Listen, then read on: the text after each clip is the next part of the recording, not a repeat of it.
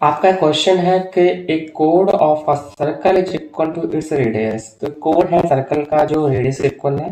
Find the angle subtended by this कोड at a point in major segment. Okay, सबसे पहले हम इस क्वेश्चन में फिगर बना लेते हैं। जैसे अगर आप फिगर की बात करते हैं तो आपका जो फिगर है वो देखिए किस तरह का बनेगा।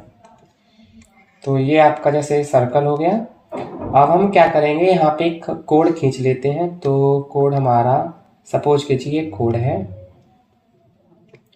अच्छा, अब इस कोड और ये जो कोड है ना, ये सर्कल के जो रेडियस होती है उसके इक्वल है।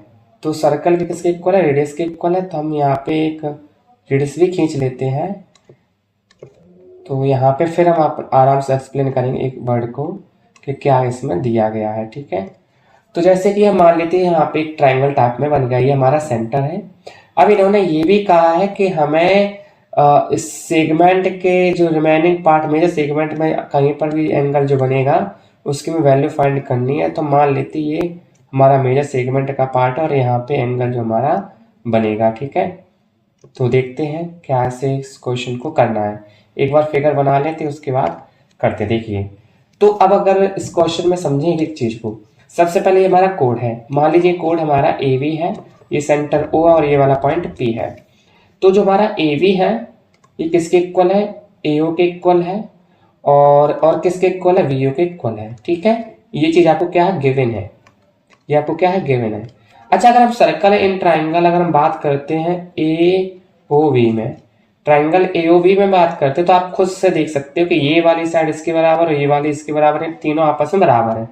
तो इसका मतलब ये क्या होगा? इक्विलेटरल ट्रायंगल होगा। तो क्योंकि आपको दिया गया है कि जो ए बी है वो ए ओ के इक्वल है और ये बी ओ के इक्वल है, सो ट्रायंगल जो हमारा ए ओ बी है वो क्या होगा? Is coordinate is equilateral triangle. क्या होगा? ये इक्विलेटरल ट्रायंगल होगा। सिंपल सी बात।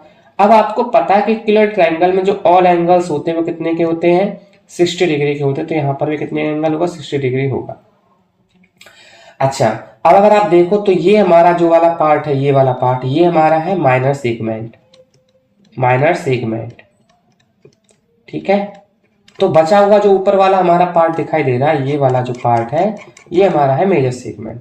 तो इसी में हमें एंगल बताना था। इसमें अगर हम एंगल देखें तो कितना बनेगा, तो हम सपोज करते हैं यहाँ पे एक एंगल बनना है, ये भी तो मेजर सेगमेंट में ही आ रहा है। तो यहाँ पर जो एंगल बनना है वो हमें फाइंड करना है।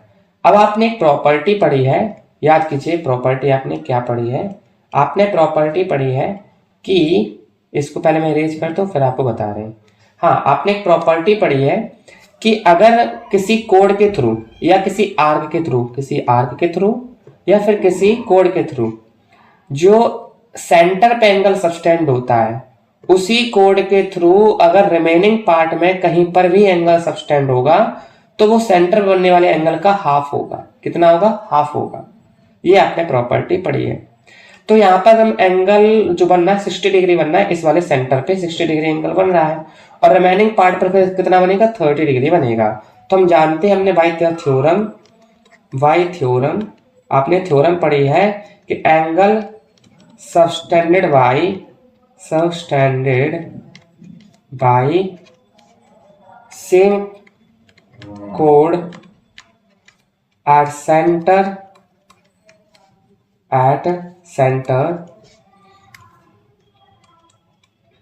Centre will be double.